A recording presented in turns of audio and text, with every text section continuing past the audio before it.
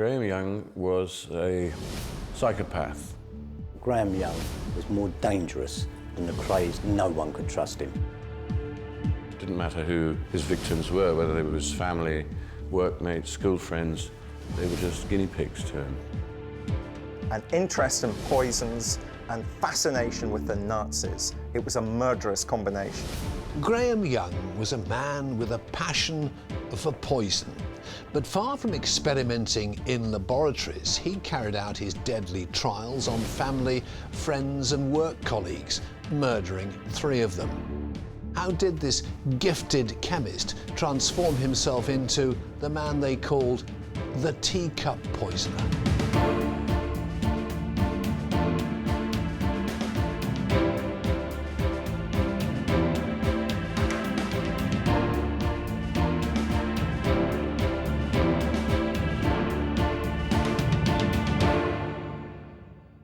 I'm Fred Dinage, and I've been reporting on serious crime as a journalist and television reporter for more than 40 years. As the official biographer to the Cray twins, I know that when it comes to crime, the myth can take over from the reality of what actually happened. I want to know what made Graham Young so very different from other boys in the 1950s. Brought up in Neasden in London, he said he'd suffered a troubled childhood. This led him to embark on a campaign of poisoning unlike any other in British history.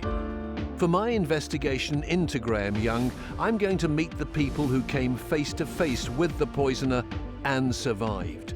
I'll also be speaking with the individuals who've examined the motives behind his murderous reign. I always want to try and take a psychological perspective into what transforms a person into a killer. Who better to do that than top criminologist David Wilson? Well, Graham Young didn't have the easiest starts in life. His mother died 12 weeks after the birth, which meant that Young's father fostered him out to an aunt. Now, even being fostered out to a family member wasn't particularly a successful event in Young's background. His aunt didn't particularly bond with him. Eventually, his father remarries and the stepmother brings the family back together. But Young and the stepmother were almost at loggerheads immediately. So this was a boy who didn't have the easiest of family circumstances, seemed to bear some antagonism towards his stepmother, and of course that was going to have deadly consequences in the future. From a very early age, Young fostered interests in taboo subject matters. He was fascinated with the Nazis. He openly read Mein Kampf and spoke about the virtues of Hitler, only 14 years after the Second World War ended. The story of Graham Young is indeed fascinating. Anthony Holden was a young reporter on the case and wrote a book called The St Albans Poisoner. I'm hoping he can tell me what motivated this sadistic killer. Graham Young, who was born the same year as me, 1947, was, as a child, clearly very, very clever boy. Very interested in science and history, and he kept voluminous notebooks and was really educating himself into being an extremely expert chemist. It's just unfortunate that the chemistry he was interested in was poisonous. As a child, Graham Young received a present from his father Fred and stepmother Molly for passing his 11+. It was a chemistry set. Nobody could have known that such a present would become a catalyst for Young's reign of terror and inspire him to learn about his first deadly poison, antimony.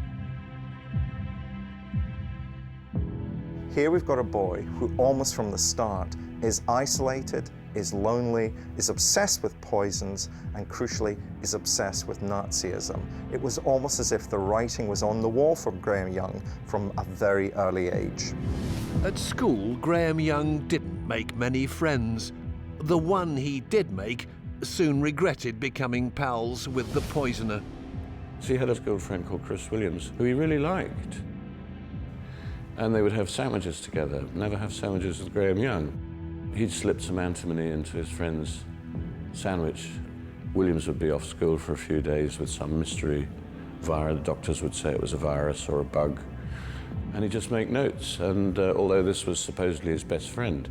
And indeed, on one occasion, Christopher had been off school for so long that Young and he went off to London Zoo for the day. And Eva Young, the helpful psychopath, says to Christopher, well, look, I know you've been ill. I've managed to get some lemonade that should be able to help cure you. In fact, that lemonade simply included more antimony. Young's psychopathy knew no end. He simply wanted to be near people that he could do harm to. And Christopher Williams was a very lucky young man in that he didn't have to go home with Young every single night and eat food with him, as Young's parents and sister did. At home, 13-year-old Young was conducting a more long-term experiment upon his family. So he'd put some poison in the Sunday joint, not eat that bit himself, watch what it did to his father, his stepmother, his sister, and make notes. So if stepmom, as she did, threw up after lunch, he'd say 2 grams makes her throw up. The family suspected the enthusiastic chemist was to blame for their sickness. They believed he'd accidentally contaminated kitchen utensils he'd borrowed to carry out his school experiments. Little did they know their son was using them as human guinea pigs, and that his experiments were inspired by Britain's most popular crime author. In 1961, Sir Graham would have been 14 during his first bout of poisonings. Agatha Christie published a novel called The Pale Horse, in which the poison that's used is this poison thallium. There's a very detailed technical quote in the Agatha Christie novel about thallium and its effects, which clearly was to him like reading a textbook. My investigations have revealed that antimony and thallium aren't chemicals that can be easily purchased. I want to learn more about the poisons Young was using and the impact they could have if they were used on a human. A man who's agreed to help me is forensic scientist James Cleary. Antimony is a very hard brittle sort of metalloid, and it can be very easily powdered. So if you imagine, most people think of metal as very hard substances, it's going to be hard to absorb into the body. Whereas if you put that into very fine powder form, it can be very easily and very readily absorbed into the body. And once it's in the body, the problem with heavy metals is that they cannot be destroyed or broken down. And once it actually ends up in the tissue, it become locked, and it's actually very hard to get rid of it. So James, what would be the effects then on a human being, on a body?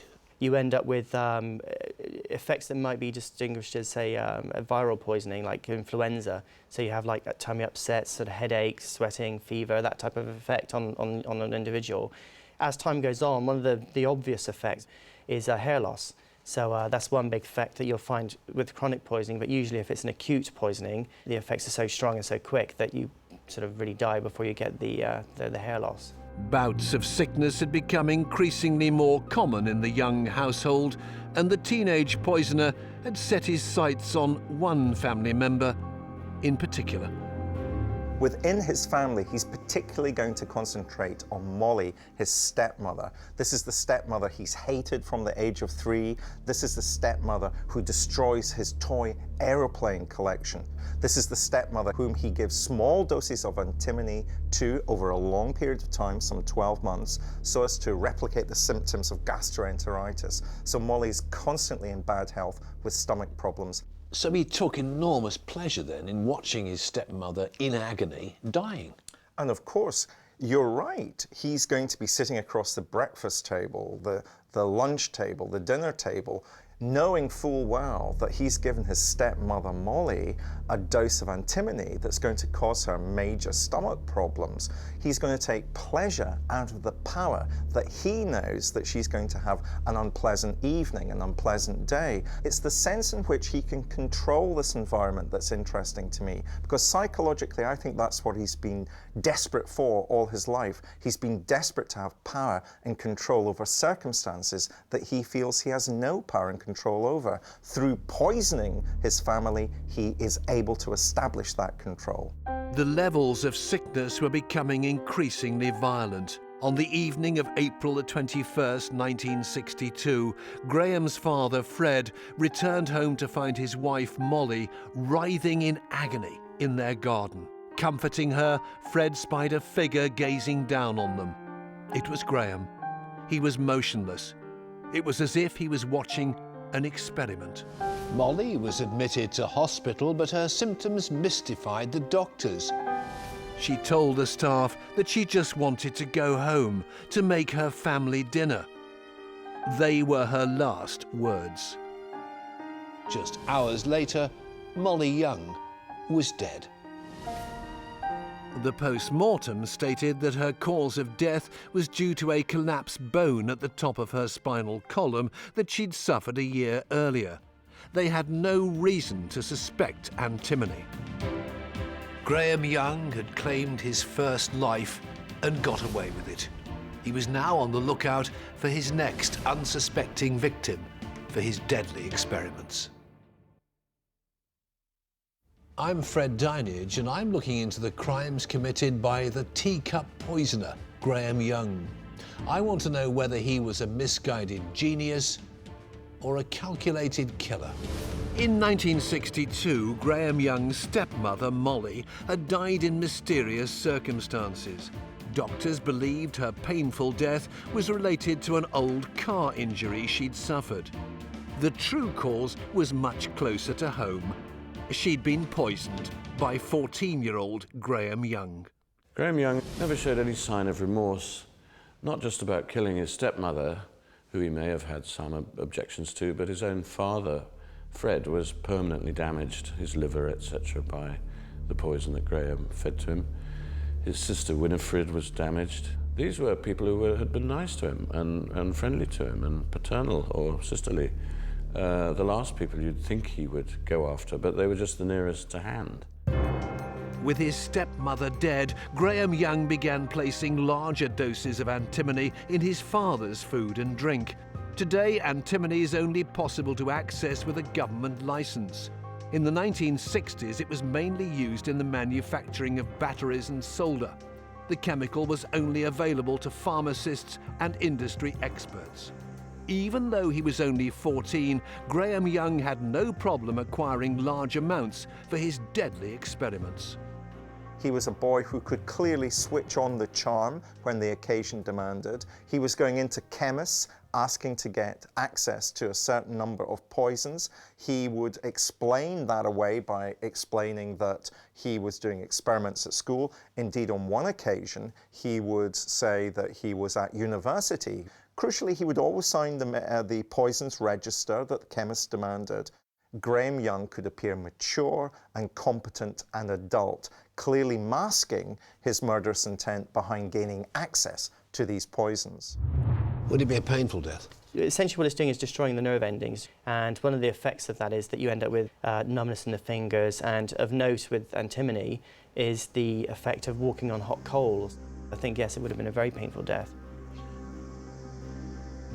Months had passed since his stepmother's death. His father, Fred Young, was still in mourning when he too began suffering severe bouts of sickness. He was rushed to hospital, where the doctors were keen to monitor his condition, but they weren't the only ones. As with his stepmother, Graham had kept meticulous notes on his father's slow demise. In hospital, he sat quietly watching the effects. The doctors suspected that Fred was suffering from some form of poisoning. They couldn't agree on whether arsenic or antimony was responsible. When Graham began to lecture them on how to distinguish between the two, his father demanded they get that boy away from me. Fred Young had become suspicious of his son. He wasn't the only one. When he's at school, he's useless in virtually every other subject except for chemistry. The chemistry teacher becomes suspicious. Other family members are suspicious of these continuing health problems in Young's family. And so the chemistry teacher finds poisons in his desk, calls the family doctor calls in a psychiatrist. The psychiatrist and the police interview Young on the pretext that his knowledge of chemistry is so great, perhaps he's already at university level. Young, of course, revealing the true nature of the psychopath, the true nature of the serial killer, is desperate for the attention and, of course, shows off. His arrogance knows no bounds. Young's bravado left the police in no doubt that he was responsible for the series of illnesses at home and school. They arrested him for attempted murder. Young had, even at that young age, he was only 14, had in his pocket what he called his exit dose. He had a phial of poison for himself in case this happened, but unfortunately he never had time to get to it. Well, unfortunately for him and for his subsequent victims. Young confessed to poisoning his sister Winifred, friend Chris Williams and his father Fred through the food, milk and water at home. His stepmother's body had been cremated, so Young could not be charged with her murder. He was convicted of poisoning sundry people, and the judge at the time decided, because of his youth, he was only 14, that the best thing was to send him to a mental hospital for the criminally insane. At just 14, he was sentenced to serve 15 years at Broadmoor, becoming the youngest ever person to be committed to the psychiatric hospital since 1885. Both Ronnie Cray and the Yorkshire Ripper Peter Sutcliffe have been inmates at Britain's most renowned psychiatric hospital. One man who knows of Broadmoor's reputation is former criminal Bobby Cummins. Bobby now runs a charity that helps ex-offenders called Unlock. Although he was never sent to Broadmoor, he did serve time in later years with Graham Young. There was always that weariness if you had the Broadmoor label on you. Two types go to Broadmoor: those who are working their ticket and don't want to do hard jail, so they want to get into the mental health system where it's a lot easier. And there's those that are in Broadmoor that are completely off the road, completely bonkers, that will kill you. Broadmoor gave Young the opportunity to further his learning. He had access to their library, and despite being a high-risk prisoner, the authorities didn't restrict the types of books he read. He was in Broadmoor, which means he didn't come under the prison system where he was restricted on, and watched on what he read. He could go to the library. But most of the books that guy would be reading would be on poisons and toxicology, that sort of thing, He wouldn't be reading Mrs. Beaton's cookery book unless it was something to do with, can I put a poison in the cake, that sort of thing, He's only 14, 15 when he first goes to Broadmoor. The authorities at the time wouldn't imagine that they were dealing with a psychopath of the kind that Young was. They would simply have seen him as a troubled boy. Even the strict confines of the secure hospital weren't enough to deter Young from trying to achieve a lifelong ambition of infamy. He would occasionally put Harpic or sugar soap, whatever unpleasant, if not poisonous, semi-poisonous materials were to hand in an institution like that, into the tea urn that went around Broadmoor, and there were reports of illnesses. Another patient, John Berridge, died from cyanide poisoning only months after arriving at Broadmoor. Young claimed to have produced the poison, extracting it from laurel bushes on the hospital grounds. His confession was not taken seriously, and the death was recorded as suicide.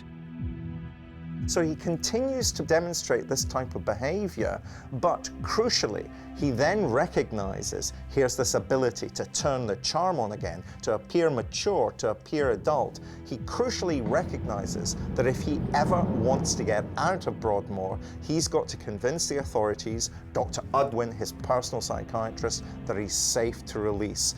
And so Young gradually changes that behaviour and appears as the model prisoner, the model patient. In the 1960s, Broadmoor was undergoing the transition from an old-style penal institution to a modern psychiatric hospital. The man in charge of the poisoners' rehabilitation was Dr. Edgar Udwin. He was responsible for determining just how dangerous Young was and whether he should be released back into the community. There's an arrogance with psychiatrists. They always think they're inside your mind. I once had a psychiatrist say to me, how do I get inside a prisoner's mind? And I said, make sure he don't get in your mind. If you hold the keys to my release, I'm not going to tell you the truth. I'm going to tell you what benefits me. Professor David Wilson is a former prison governor. He's been responsible for some of Britain's toughest prisoners. You've had a lot of experience as a prison governor. Is it possible for prisoners, for inmates to fool, to con doctors and psychiatrists? Yes, of course it's possible, because doctors and psychiatrists and prison governors are human. Humans make mistakes. Therefore, you've got to be very careful indeed about the decision-making process that's going to put somebody who's committed very grave offences back into the community. Young, to me, must have been so clearly a malevolent presence, malevolent force, that it does surprise me that a sophisticated psychiatrist in an institution like that, full of baddies, could be persuaded by this young boy. But Graham was very clever, and he was obviously quite a good actor as well. 8 years into his sentence, Young had seemingly transformed from a sadistic poisoner into a remorseful young man. Dr. Udwin believed he was making good progress. Udwin did a report to the Home Secretary, whose responsibility it was, Reginald Maudling at that time, saying this boy's still only just 20, early 20s. They reckoned once you've been in there 10 years, you're institutionalised, you're never going to be able to cope with the outside world again. In 1970, Graham Young had served 8 years for poisoning his father. Dr. Udwin wrote to the Board of Governors and told them he believed Graham Young was fit to return to society and was granted home visits. He thought, we'll take one experiment, and he said to Graham, I'm going to let you out for a week. You can go and stay with your sister Winifred and see how it goes, see how you cope with the outside world. And he wrote her a letter that subsequently became famous, because he said, guess what? Your friendly neighbourhood Frankenstein is coming to stay with you next week. And he did go and stay with them for a week. She had a husband, a small child, and a dog, all of whom you'd think in the context of this story might have a little strychnine in the dog food. But no, Graham knew that this was his key to getting out, and behaved like a model patient. There are several parts of Dr. Udwin's behaviour in releasing Young that I find extraordinary, but I would also say there's a context. Young has gone to Broadmoor not as a convicted murderer. He's gone to Broadmoor as a 14-year-old boy who attempted to poison his father, his sister, and a school friend. Now, that's a very different set of criminogenic factors from somebody who had been sent to prison for murder. So I think Dr. Udwin is trying to help this boy back into the community. By 1971, Graham Young walked out of the gates of Broadmoor a rehabilitated man. Or that's what he'd made the authorities believe. I'm Fred Dinage, and I'm investigating the case of Graham Young, the Teacup poisoner. In 1971, he was freed from Broadmoor, where he'd served 8.5 years for poisoning his father. As far as the authorities were concerned, he was cured. Graham Young was only 23 and had made it clear he wanted to start a new life.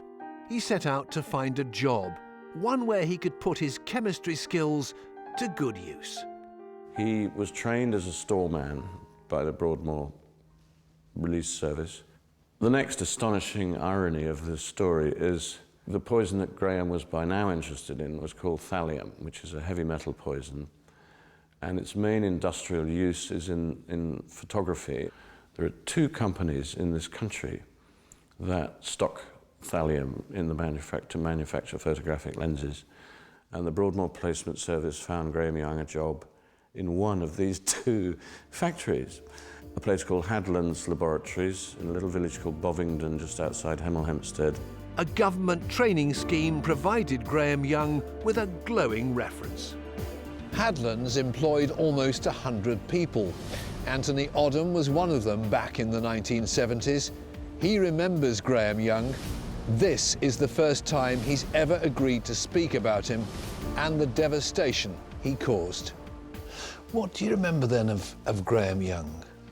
Well, when Graham arrived, it was understood that he'd come from some sort of rehabilitation as a result of a mental breakdown.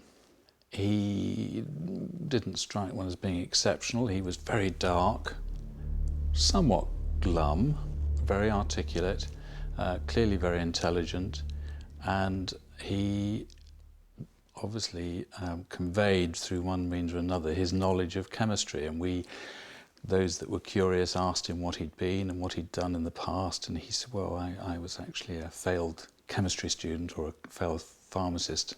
So when those terms, any sort of medically related or chemistry terms, were used, it didn't come as a great surprise because that's what we believed him to have been.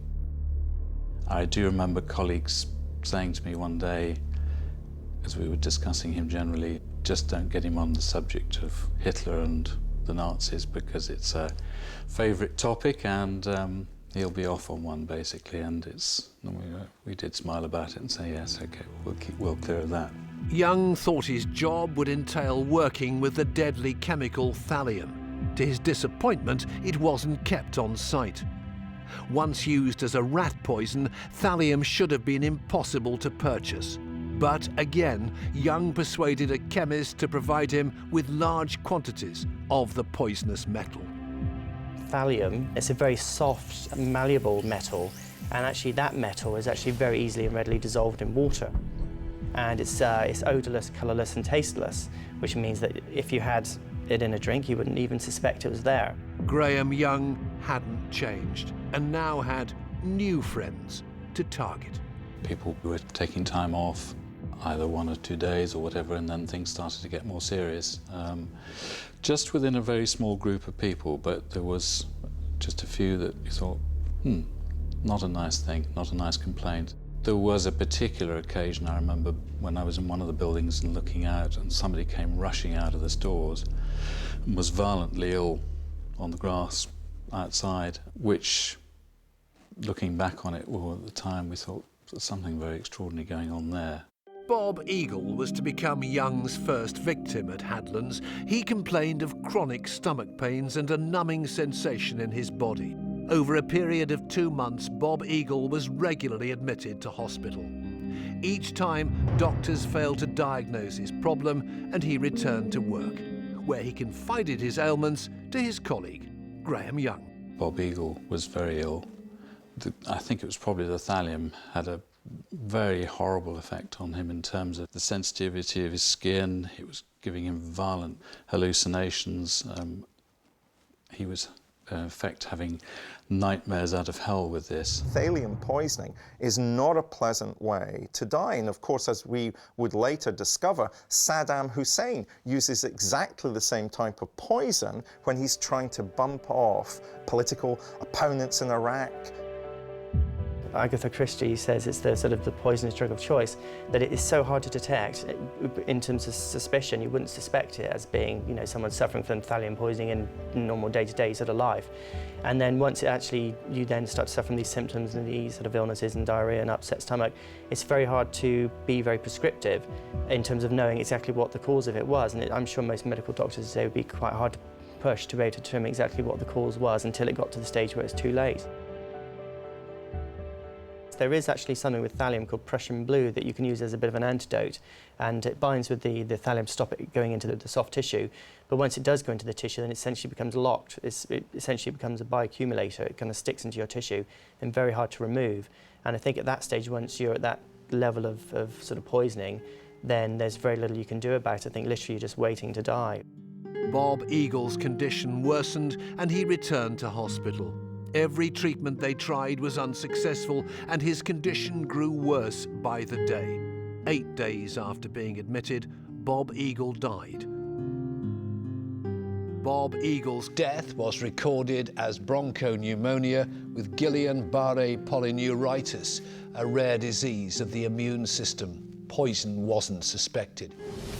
Bob Eagle was cremated, and in fact it was Graham who went round to see the widow and explained to her that cremation was probably the best option these days. And as fate would have it, Hadland, the managing director, chose Graham Young to accompany him to the funeral on behalf of the company because he'd been Bob Eagle's friend. So Graham sat in the crematorium watching the evidence of his crime literally go up in smoke. As no one suspected Young was the culprit, he was free to continue his reign of poisoning. He targeted at least 10 of his nearest colleagues, each was struck down with the same mysterious symptoms and had to spend time off work. Only 2 months after Bob Eagle's murder, the poisoner turned his attention towards Fred Biggs. Fred Biggs, the store manager, had worked at Hadlands for 4 years. He made the fatal mistake of befriending Young. He too began to suffer chronic pain and sickness.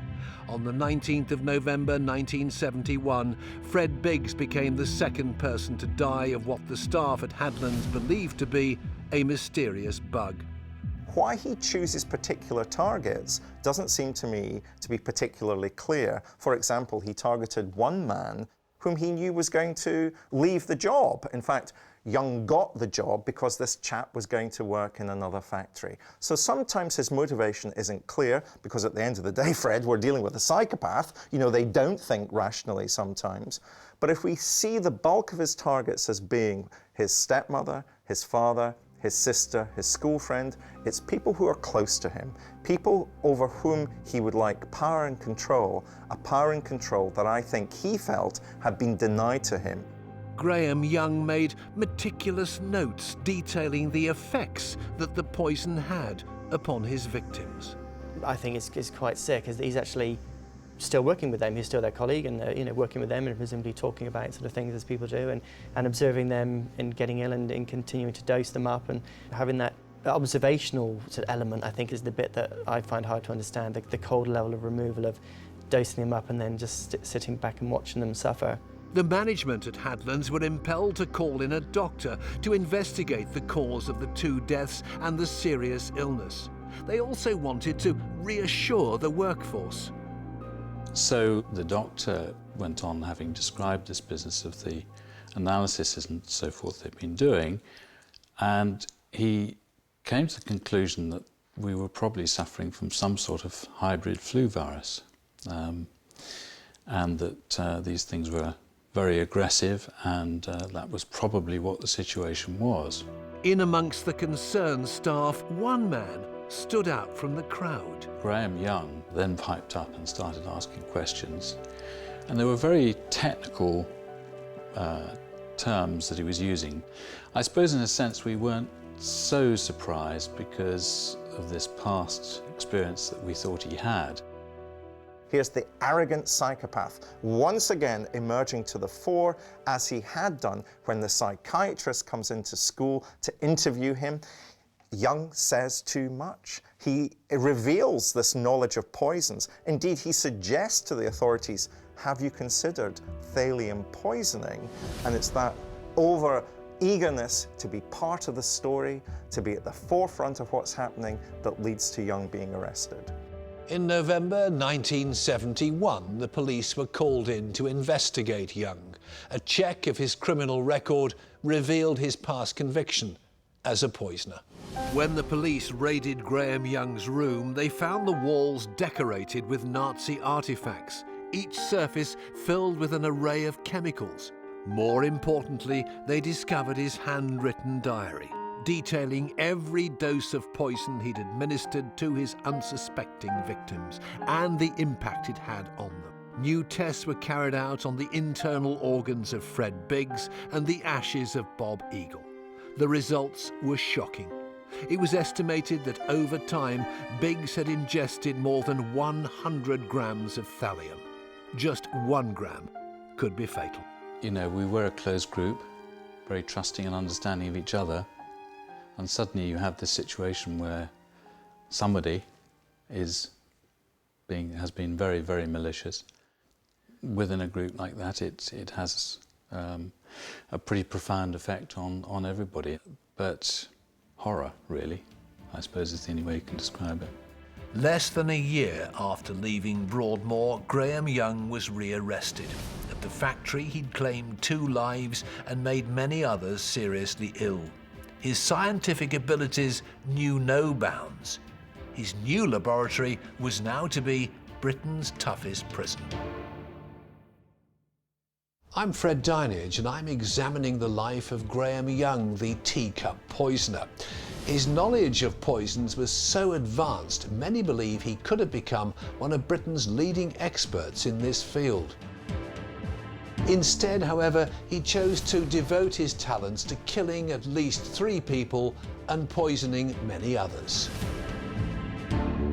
In 1972, Young had been arrested for killing his work colleagues, Fred Biggs and Bob Eagle. On the 19th of June, Graham Young's trial began in St Albans. He pleaded not guilty to the charges against him. Anthony Holden was sent to cover the story for the local paper, and his articles caught the attention of the poisoner. It was the first time I laid eyes on him, and it was a pretty scary sight. He was in court, his demeanour was very arrogant, detached, like one of those dictators who doesn't recognise the court, you know. He sent me notes across the court that said, can you make me so famous that I wind up in the Chamber of Horrors at Madame Tussauds? I want to go down in history as a really famous murderer. The defence called just one witness, the accused, Graham Young. He remained cool under questioning. His arrogance never wavered. He disagreed with the medical evidence presented by the prosecution. Young insisted the deaths were due to a virus. The irony of the whole trial was that we journalists knew about poisoning his family when he was a teenager, 8 years in Broadmoor. Obviously the jury did not know about that, because you're not allowed to raise previous convictions during a trial. And we would often be in the canteen drinking a cup of tea with the jury. It was so tempting in that absurd way to go across and say, hey, do you know he's done it before? Because you can never tell during a trial what impression the evidence is making on the jury. The prosecution's key evidence was Young's diary. He'd kept a record of every measure of poison he'd dispensed to his co-workers at the factory. His study of Fred Biggs was shocking. I have administered a fatal dose of the special compound. He is surviving too long for my peace of mind. It took only a short amount of time for the jury to reach its verdict. Young was found guilty and sentenced to life imprisonment for each murder. Asked if he felt remorse for his actions, Young said, "What I feel is the emptiness of my soul." Not until after the verdict, after they found him guilty, was it revealed that he'd done this before. And then, of course, there was this huge national scandal. He should never have been let out of Broadmoor in the first place. I accept that he manipulated and was clever there. The management was certainly not made aware of his complete background. Had they been, then I think they would have picked up the situation much quicker and realised that there was something amiss. And thirdly, he should never have had access to the chemicals that he did. Young's ability to access deadly poison and Broadmoor's failure to warn his employers were serious issues that needed to be addressed if such a tragedy was to be avoided again. Crucially now, we'd have something called the MAPA arrangements, the Multi-Agency Public Protection Arrangements, which follow the career of a newly released prisoner who's regarded as still potentially dangerous, who follow his career in the community, checking out on a regular basis that he isn't engaging in risky behaviour that would do other people harm.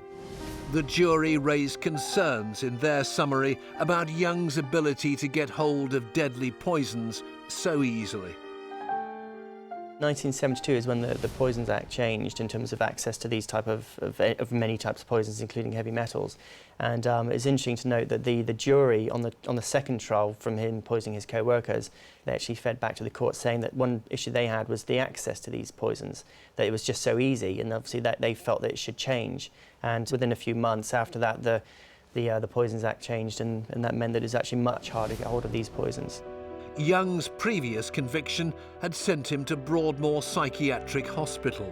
This time he was sent to Parkhurst Prison on the Isle of Wight, home to some of Britain's toughest criminals. He decides he doesn't want to go back to Broadmoor, but would rather go into the mainstream penal estate. So he's locked up in Parkhurst, where guess who befriends him? Ian Brady, one of the Moors murderers. Brady also somebody who is obsessed with Nazism, and they have an immediate connection with each other because both have this fascination for Hitler, for the Third Reich, and for Nazi insignia. But interestingly, Brady describes him as looking like a young Joseph Goebbels. And so here we've got this direct link back into this boyhood obsession, poison, and Nazis still emerging all these years later in Parkhurst. Whereas Brady was happy to spend time with the poisoner, the majority of prisoners weren't. Bobby Cummins was one of 500 inmates who avoided him. Bobby, you've actually met him. What sort of bloke was he? Well, let's put it this way, Fred. You know, we're sitting here having a cup of tea. I think we'd not be picking up those cups if we had Graham in our company and knew that he poured it. I wouldn't even say, you drink it first to see whether it was all right, because the chances are he would know exactly how much to drink that wouldn't hurt him, and I'd drink it and it'd kill me. No, not in a million years. I wouldn't even sit on a table with him in case he dusted it with something. That's how dangerous we're talking about. You know, as I said, he made the craze, he looked like any of your bad men, you know, looked like amateur street fighters. This guy was deadly. You were never tempted to go and see him inside? Not really, no. In retrospect, I'm quite surprised because I'm interested in people. I'd written a book about this guy. It would have been interesting to have talked to him, to have met him, asked him questions about things I don't know, were unresolved. But I just thought it would have been madness because one would have had a cup of tea, one would have had some sort of, I suppose you could have turned it down, but that would have been impolite, not a man to be impolite to. I just thought, no, this is not a good idea, go and have a cup of tea with him.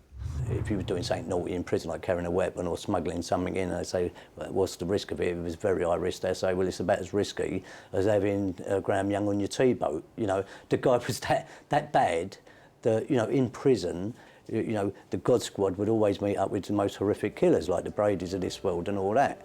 But no one invited Graham Young to the Vicar's tea party. You know, even they weren't that crazy. The guy was that dangerous. Even prison officers didn't feel safe with him. Everyone was too scared to approach the convicted poisoner. He became completely isolated. On the 1st of August 1990, Graham Young was found dead in his cell, aged just 42. The official cause of death was heart failure, but he had no history of a heart condition. And the mystery of Graham Young's death, murder, suicide, natural causes?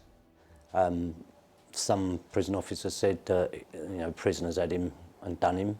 And there's a possibility that prisoners thought, well, we don't feel safe with him, let's take away this threat, because they'd lived with it for years.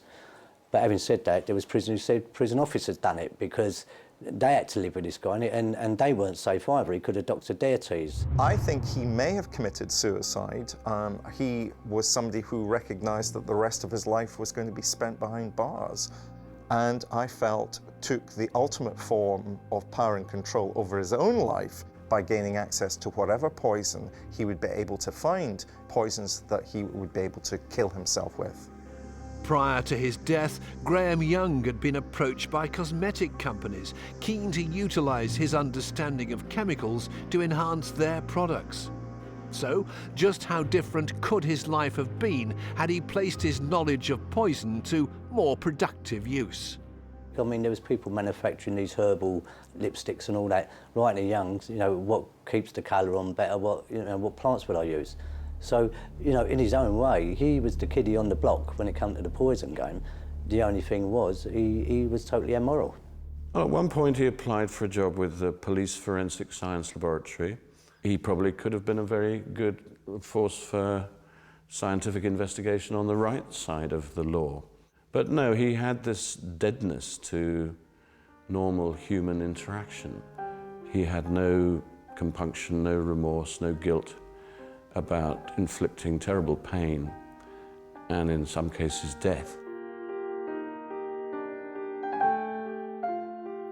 I suppose it makes you think perhaps a little bit more cautiously about individuals, and you learn a little more about life and the fact that somebody isn't necessarily all they seem, and if they're quiet and relatively harmless, perhaps they're not.